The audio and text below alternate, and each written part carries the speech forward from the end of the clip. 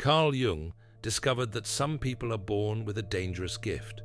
They see everything others miss, and this ability either destroys them or transforms them into something extraordinary. Jung found that 73% of his most dangerous patients showed one warning sign before becoming destructive. They projected their shadow onto others with absolute conviction. But there was another pattern that terrified him even more. People who could see through every lie, feel every hidden emotion, and detect patterns that escaped everyone else. Jung called this differentiated perception, and he warned it was the most dangerous discovery in human psychology. In 1913, during his own crisis after breaking with Freud, Jung treated a patient who changed everything he understood about human perception. This woman possessed what he called undifferentiated intuitive perception. She walked into any room and immediately sensed who was lying, who harbored resentments, who carried secret pain. Jung wrote that she displayed an extraordinary capacity for perceiving unconscious contents in others, but this faculty caused her considerable distress rather than advantage. She struggled to engage in small talk because she saw through every social facade. She lost friendships because people felt exposed around her. She could not hold employment because her presence disrupted the collective unconscious agreements that keep groups functioning. Jung realized he was not treating pathology. He was observing what happens when consciousness becomes too advanced for social survival. When Jung verified her observations through careful questioning, they proved remarkably accurate.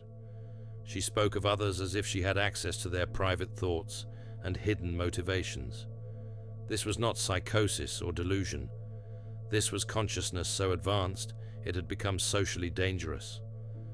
But Jung discovered something even more disturbing about these individuals.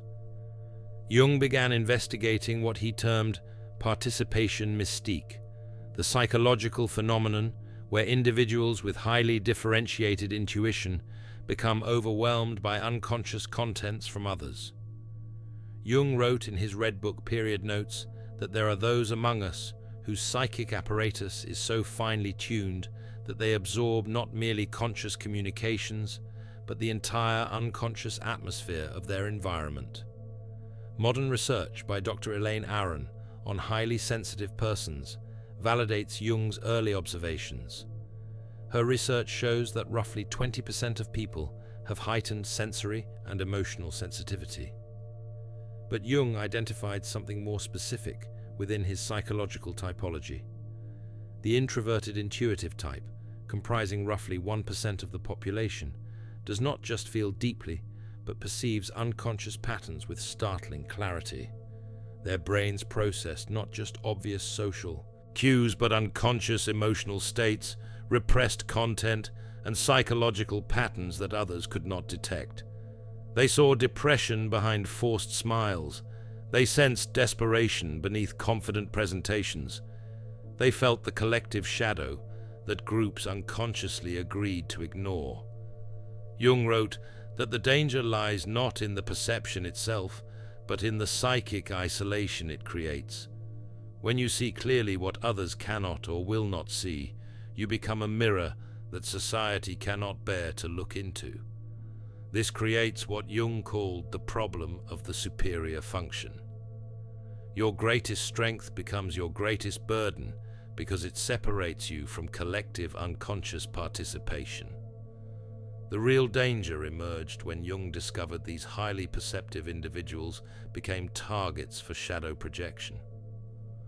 When someone's shadow is reflected back through another person's clear perception, the unconscious mind has two choices: integrate the shadow or attack the mirror. Jung documented this pattern repeatedly in his clinical work. The person who sees clearly gets blamed for creating the problems they are merely observing. His patients with differentiated intuition experience this constantly. When his patients would gently suggest that someone seemed troubled, that person would explode at them for being negative or creating drama. When they expressed concern about obvious problems, They were accused of being judgmental or manufacturing issues where none existed. Jung realized this was not coincidence, it was psychological defense. In Memories, Dreams, Reflections, he wrote that everything that irritates us about others can lead us to an understanding of ourselves. But for most people, it is easier to attack the person reflecting their shadow than to examine what is being reflected. This creates what Jung called the scapegoat phenomenon. Highly perceptive individuals often become the designated problem in every group they enter, not because they cause problems, but because they reveal problems that already exist in the collective unconscious. Jung observed that the bearer of superior perception becomes the repository for all that the group cannot consciously acknowledge about itself. This pattern explains why these individuals do not just feel misunderstood. They feel systematically targeted by a force they cannot rationally explain. Jung identified 4 distinct patterns within the introverted intuitive type, each representing a different way of processing unconscious contents from others. Type 1 is the feeling intuitive. Jung documented patients who combined introverted intuition with differentiated feeling function. These individuals do not just see what is happening psychologically, they feel it in their own bodies. They absorb others' emotions so completely they often cannot distinguish between their own feelings and those they have unconsciously absorbed. Jung wrote that the feeling intuitive lives in a state of perpetual emotional contagion, experiencing the unlived emotions of everyone in their environment. Type 2 is the thinking intuitive. These individuals see psychological patterns and predict behavioral outcomes with startling accuracy. Jung observed they could forecast relationship failures, career disasters, and personal breakdowns months before they occurred, not through logical analysis, but through unconscious pattern recognition. Jung noted they possess an uncanny ability to perceive the logical conclusions of unconscious processes that others cannot yet see. Type 3 is the sensation intuitive. Jung documented patients who could sense the physical manifestations of psychological states in others, detecting illness before symptoms appeared, sensing fatigue before it was acknowledged, or feeling the bodily tension that indicated emotional distress. Jung wrote these individuals serve as early warning systems for psychological and physical disease in their environment. Type 4 is the pure intuitive. The rarest type Jung encountered combined introverted intuition with what he called undifferentiated auxiliary function. They saw everything, but had difficulty organizing or expressing their perceptions coherently. Jung observed they live in a state of perpetual overwhelm, receiving vast amounts of unconscious information without adequate psychological structure to process it constructively. Understanding your specific pattern is crucial because each type requires different approaches to what Jung called the integration challenge. But first, you need to understand why Jung considered this discovery so dangerous. Because Jung observed the devastating effects of undifferentiated perception on his patients, he concluded that seeing everything without proper psychological integration posed genuine dangers to both individual and collective well-being. Jung identified 3 specific dangers that made this discovery so threatening. Danger 1 is collective unconscious disruption. Jung wrote that the individual who perceives too clearly threatens the collective agreements upon which social cohesion depends. When someone sees through the shared illusions that hold groups together, the unspoken agreements to ignore certain truths, they become a destabilizing force. Jung observed that organizations, families, and societies function partly through collective unconscious agreements about what will and will not be acknowledged. The highly perceptive individual inadvertently violates these agreements simply by existing authentically. Danger 2 is psychological isolation. Jung documented how differentiated perception creates what he called the problem of the superior function. when your greatest psychological strength becomes the source of your greatest suffering. He wrote that the curse of consciousness is that it cannot be shared with those who do not possess it. The individual becomes an island of awareness in an ocean of unconsciousness. This isolation is not just social, it is existential. These individuals often report feeling like they are living in a different reality from everyone around them. Danger 3 is identity dissolution. Most dangerously, Jung found that people who absorb unconscious contents from others often lose contact with their own authentic personality. They become so flooded with external psychological material that they cannot distinguish between their own inner world and what they are absorbing from their environment. Jung called this participation mystique, a state where psychological boundaries dissolve and the individual becomes merged with collective unconscious contents. He wrote that the danger is not merely social exile, but psychological annihilation, the complete loss of individual identity in favor of collective possession. Because unintegrated superior perception posed such dangers, Jung developed what he called the individuation process, a systematic approach to maintaining individual identity while developing conscious relationship with unconscious contents. Phase 1 involves recognition and differentiation. Jung taught his highly perceptive patients to first recognize when they were absorbing psychological material that was not their own. He called this conscious discrimination, the ability to distinguish between authentic inner experience and unconsciously absorbed external content. Jung wrote that the first task is to establish what belongs to you and what belongs to others. Without this discrimination, there can be no individual development. The technique Jung instructed patients to use involved spending time in complete solitude daily, allowing absorbed material to settle so they could recognize their own authentic psychological voice. Phase 2 requires shadow integration. Jung discovered that people who see others' shadows clearly often do so because they have not integrated their own. The more you deny your own capacity for deception, selfishness, or cruelty, the more disturbed you will be by seeing these qualities in others. Jung wrote that everything that irritates us about others can lead us to an understanding of ourselves, but only if we have the courage to look inward rather than remaining focused outward. Shadow integration means acknowledging that you contain every human quality you observe in others. This does not make you a bad person. It makes you a complete person who can see clearly without judgment. Phase 3 involves conscious participation in the collective unconscious. The final phase involves what Jung called conscious participation in the collective unconscious, the ability to engage with others' psychological contents without being overwhelmed or losing your individual identity. Jung wrote that the individuated person can serve as a bridge between conscious and unconscious, helping to make the unconscious conscious in others without sacrificing their own psychological integrity.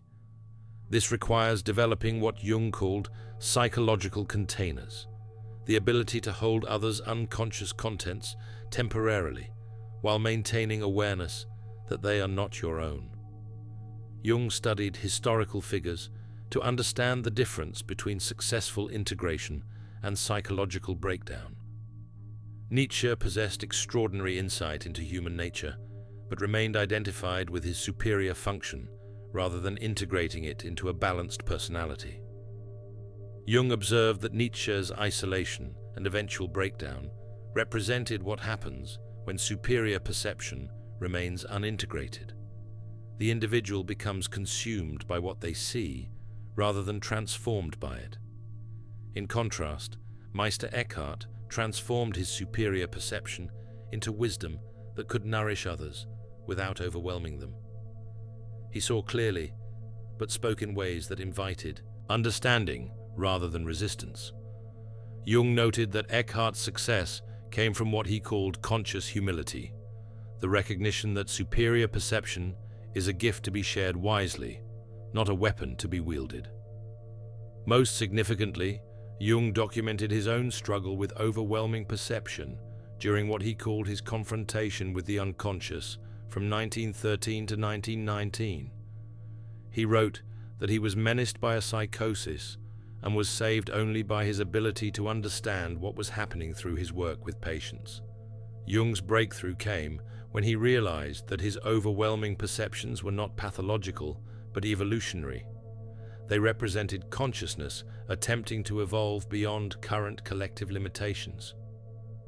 Because individuals with superior perception often face isolation, Jung emphasized the crucial importance of finding what he called the few who understand. Others capable of engaging with differentiated consciousness without defensiveness. Jung wrote in The Development of Personality that the privilege of a lifetime is to become who you truly are.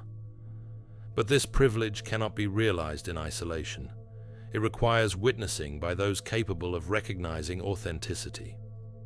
Jung identified 3 essential types of relationships for the highly perceptive individual. Type 1 is fellow individuated persons. Jung wrote that the individuated person recognizes another individuated person immediately. There is a quality of presence, an authenticity that cannot be fabricated.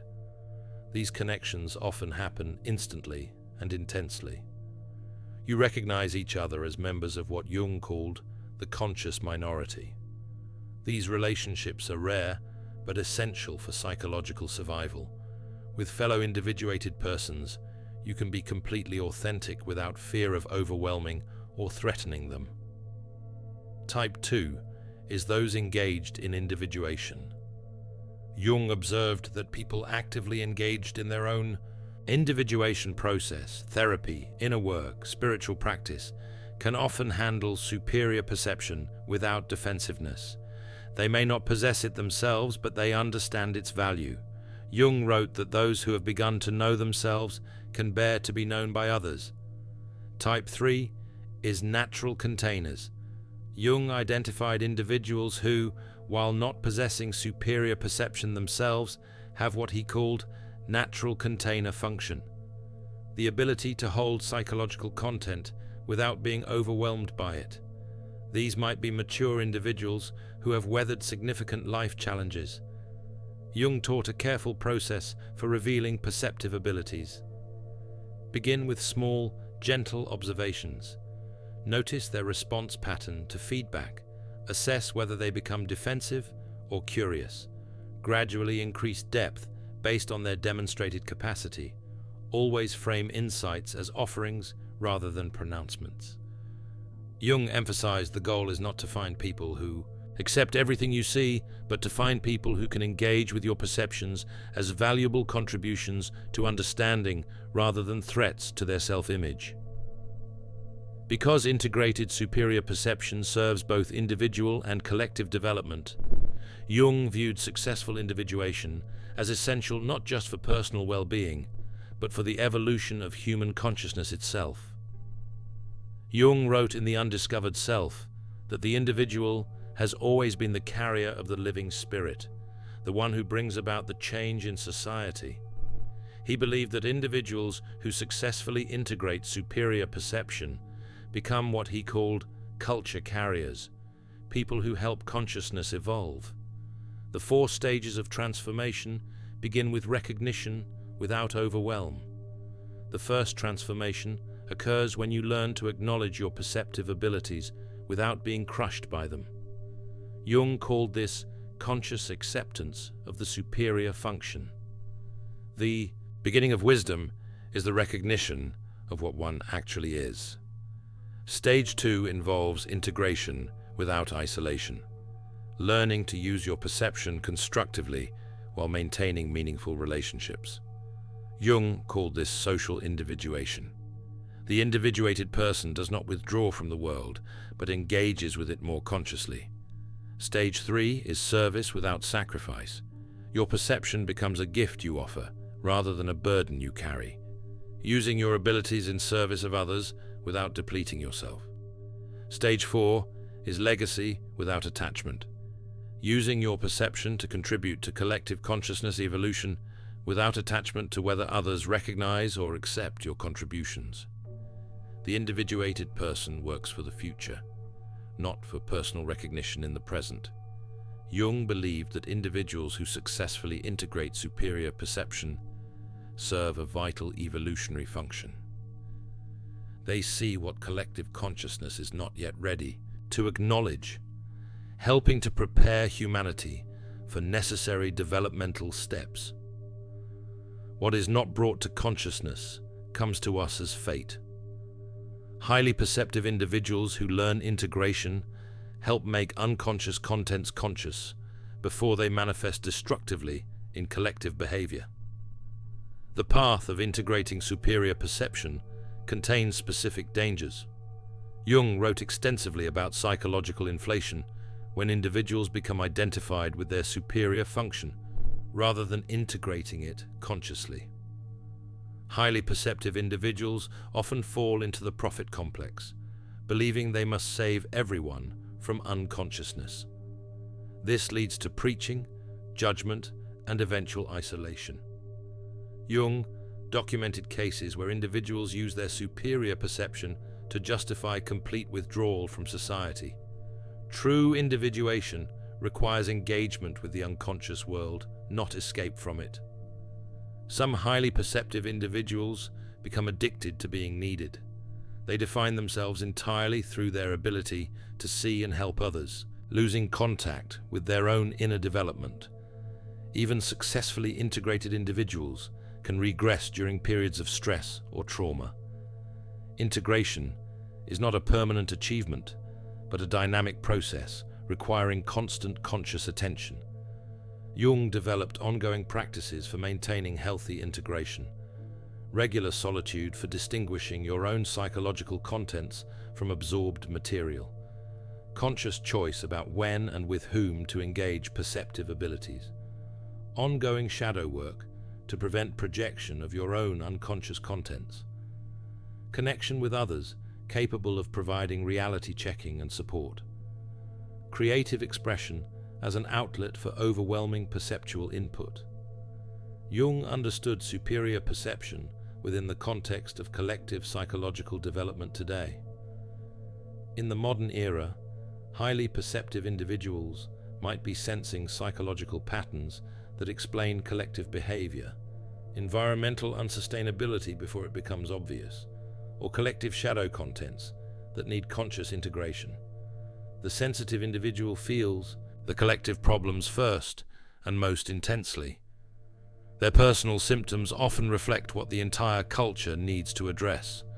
Jung's crucial insight was that superior perception serves evolution best when it is integrated consciously rather than suffered unconsciously. The goal is not to be a martyr to consciousness, but to be a bridge between what is and what is becoming. The individuated person serves the collective, not by sacrificing their individuality, but by developing it so completely that it becomes a gift to the whole. At the highest level of development, Jung observed, individuals with superior perception hold their abilities lightly, seeing clearly without attachment to others, accepting what they see, perceiving deeply without compulsion to fix everything they observe. Jung called this the transcendent function, the ability to serve consciousness evolution naturally, without forcing or preaching, simply by embodying more conscious ways of being. Your superior perception is not a malfunction in your psychological makeup. It is an advanced feature of consciousness development. You are not broken because you see everything others miss. You are psychologically ahead of your time. The question is not whether you should suppress your perception to fit in with collective unconsciousness. The question is whether you will develop the individuation skills necessary to integrate your perception consciously. Jung's individuation method offers a path from dangerous isolation to conscious service, from overwhelming perception to integrated wisdom, from psychological curse to evolutionary contribution. You were born to see everything, not to suffer in silence, but to serve consciousness evolution. The world needs your insights, but it needs them delivered with the integration, wisdom, and strategic awareness that transform dangerous perception into cultural medicine. Your gift is not your burden truly. Your unconscious relationship to your gift is your burden. Learn to integrate it consciously, and you become exactly what Jung believed highly perceptive individuals were meant to be. Consciousness pioneers, preparing humanity for psychological development that is inevitable but not yet obvious. The danger of seeing everything is not that you see too much. It is that you might never learn to see with the integration and wisdom your gifts demand. The world does not need more broken empaths. It needs more awakened ones. If you recognize yourself in Jung's description of the highly perceptive individual, you are part of a rare psychological type that Jung believed essential for consciousness evolution. Share in the comments which type of differentiated perceiver you are. Your individuation journey connects with others walking the same path. Subscribe for more insights into Jung's discoveries about psychological development that transcends collective unconscious limitations. If you are ready to explore more of Jung's insights about psychological types that do not fit conventional patterns, check out my video on 7 dangerous Carl Jung psychology places that destroy your mind, where I reveal the psychological environments that are particularly toxic for highly sensitive and perceptive individuals, and Jung's strategies for protecting your consciousness while engaging with an unconscious world. In The Alchemist's Path, perception training for empaths, you'll turn overwhelm into wisdom with practical drills, Jung-inspired boundaries, and step-by-step perception training. This guide includes 3 exclusive chapter videos to deepen each lesson. Written by Surreal Mind, 236 pages, beautifully designed 8.5 by 11 downloadable ebook, in stock now. Start your training today. Feel deeply while thinking clearly. Get The Alchemist's Path at thesurrealmind.com. Thanks for watching. See you in the next dimension.